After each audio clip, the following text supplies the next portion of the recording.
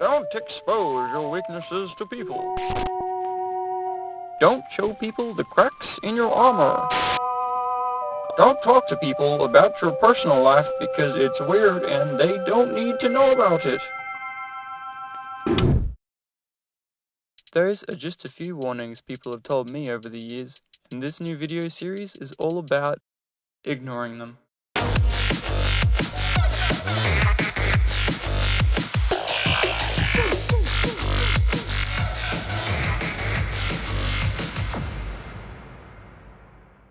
Warning: if you find vulnerability and real talk to make you uncomfortable and think that it's weird, do not watch. Hello, it's me, it's Wade, I'm alive. And where am I, you might wonder? Well, I am at the Townsville YWAM Medical Ship campus. Guess that's a bit of news for everyone. So what am I doing here? Well, the simple answer is I'm mission building. What is that? Basically it means that I come here, I help out with the running of the base and whatever ministry placement needs volunteers, and because of the COVID pandemic, thank God that's sort of over now, there are a lot of spaces to fill, so I've had plenty of work to do here helping around the base, and yeah, I'll get more into that in another video. However, yeah, this is different. This video is for something different. So this week I'm discussing the first topic of a series that I'm calling the Walkabout. For today's topic I'm going to be talking about my mental health. Yay, fun, great. For those of you that know me, probably know that I move around a lot, I do a lot of different things. I'm always putting my hand up to try new activities or programs, and I guess it could be interesting to discuss how I am. This is so difficult to word, because I don't want the video to sound like I'm like a mental health patient, but I'm a human being and I have a brain, and that brain has health. Bear with me. I suppose the first thing I'll mention is that over the last 5 years I have been off and on different medication, antidepressants. I don't actually remember why I got medicated in the first place. I think it's because I was just really depressed and stressed out. I moved out of home when I was 18, but I was still in school. So yeah, straight into year 12 I just moved out. I think it was slightly before school even started that year.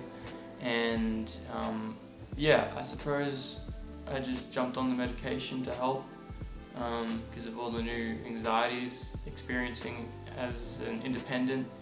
I've always struggled with disassociation, being really impulsive with my decisions, yeah, you know, not being very social, like distancing myself from people, which I suppose is disassociation.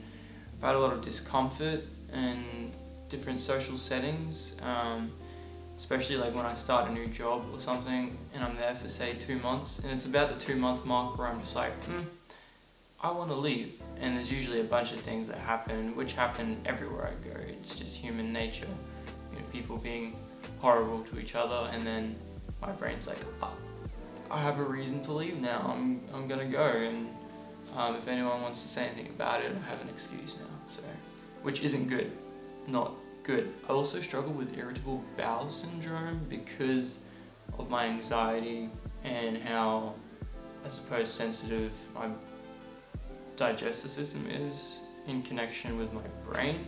So when I get stressed out, even just a little bit, like it could just be like a momentary, like 1 second, even less, of me just being like, oh wow, something could have gone wrong there, or whatever, or like, oh, I spilt, you know, my cup of milk, and then my stomach, I just start feeling nauseous and other things, and it's not great. It's actually, it's a pretty big mess whenever I'm on medication and I just quit cold turkey against doctor's orders, but I just like wean myself off, but then I just like, nah, I'm done.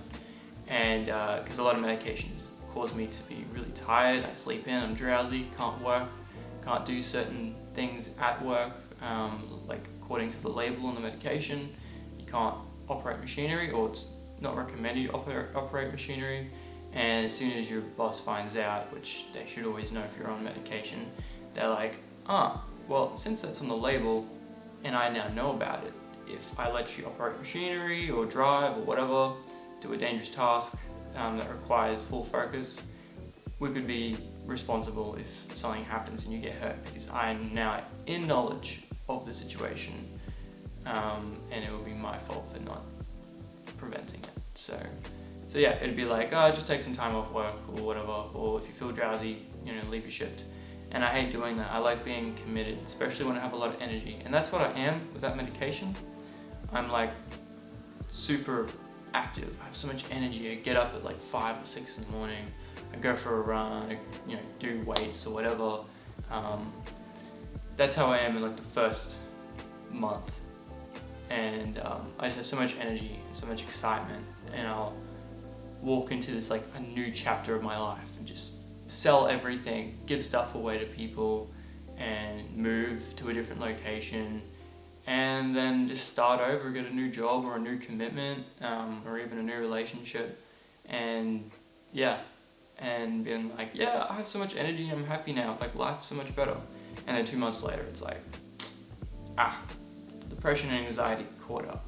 So it's like that chemical balance like starts to destabilize. The medication starts to lose its effect over a certain amount of time after not taking it. I honestly have a huge struggle with finding balance, feeling comfortable, being able to just settle somewhere and be a part of the community in depth. Like, I will establish myself well into a community, but for me to be able to actually like stay there long term, it's like the next level, and I still haven't worked out how to commit to it and just to stay there because of what's going on in my head and the fact that I'm an overthinker. It could even just be anxiety or depression, but because I overthink everything, I think it to be more than it is. But then also I have my impulsiveness and my stupid, huge decision making is not thinking about it. Even when I know the consequences, I still do it. So, and then picking up addictions and stuff, I'll admit that I was smoking. I've been an off and on smoker. I've stopped for like 6 months to a year, and then I'll start again for a month, and then I'll stop again. It's not horrible. It's not like, it is horrible because smoking's bad for you, but it's not as bad as if I were to be like smoking every day for years on end. So I definitely do stop for 6 months to a year, or even 2 years or more. But then when I'm really down in the dumps, sometimes I just cling on to smoking, especially when there's someone around who I'm bonding with, and that's something we bond over is smoking. It's like, oh, cool. I want to be closer to that person as a friend, so I want to do something that they do, so I can relate better and have more opportunities to hang out with them. Especially when people are smoking, they kind of just want to be away from everyone because that's the social standard now. It's almost as if you don't want to be seen in public smoking because it almost feels like people just look at you like you're dirt, you're scum. You rebel scum. Ugh, disgusting. And I suppose it is bad, it is sick, like sickening within yourself to smoke. And it's bad for the people around you who are breathing in secondhand smoke. But it doesn't make it easy when you isolate yourself to be able to smoke because of those situations. So it's like a lose-lose, smoking, drinking alcohol, different things. Like, it's never consistent. I never do it for more than 2 weeks to a month of doing it, and then I'll just stop. But that's like my impulsiveness. It's like, I no longer care about smoking, and it just stops. And I'll get addicted to gaming, or even going to the gym, get addicted to that.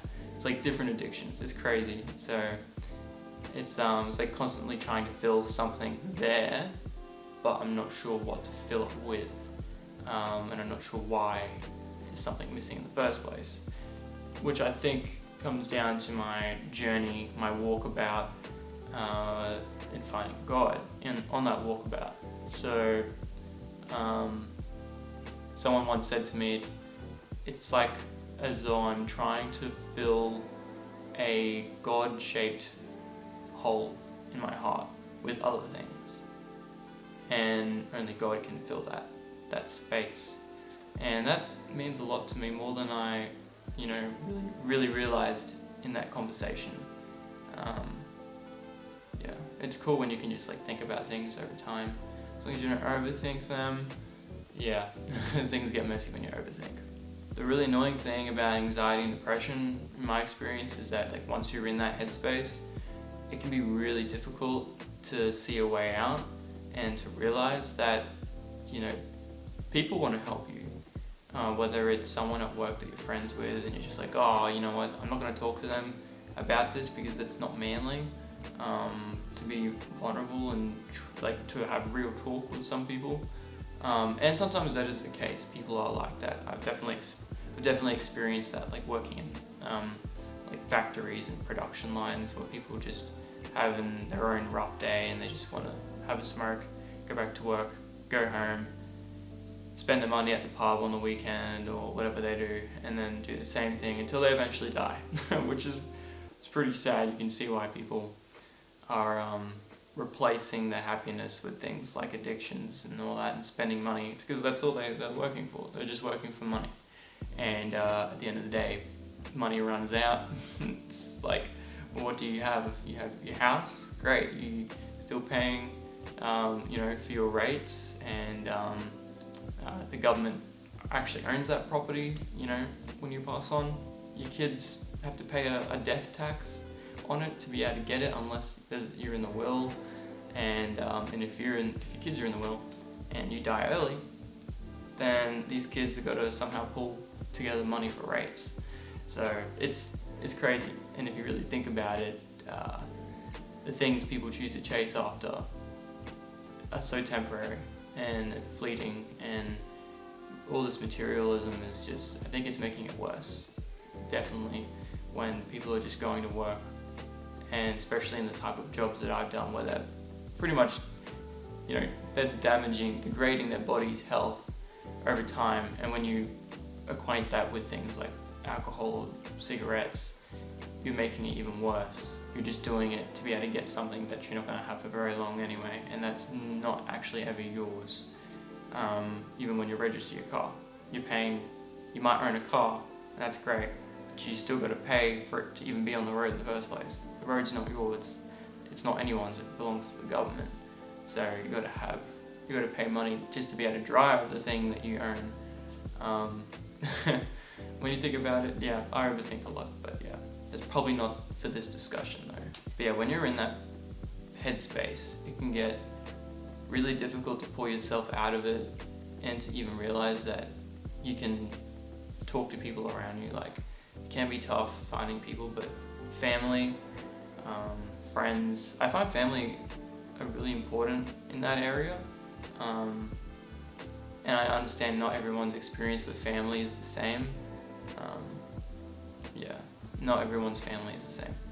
Not everyone's friends are the same. But if you surround yourself with positive friends, then you have a lot more opportunity to have, a form of like an outlet, people to talk to.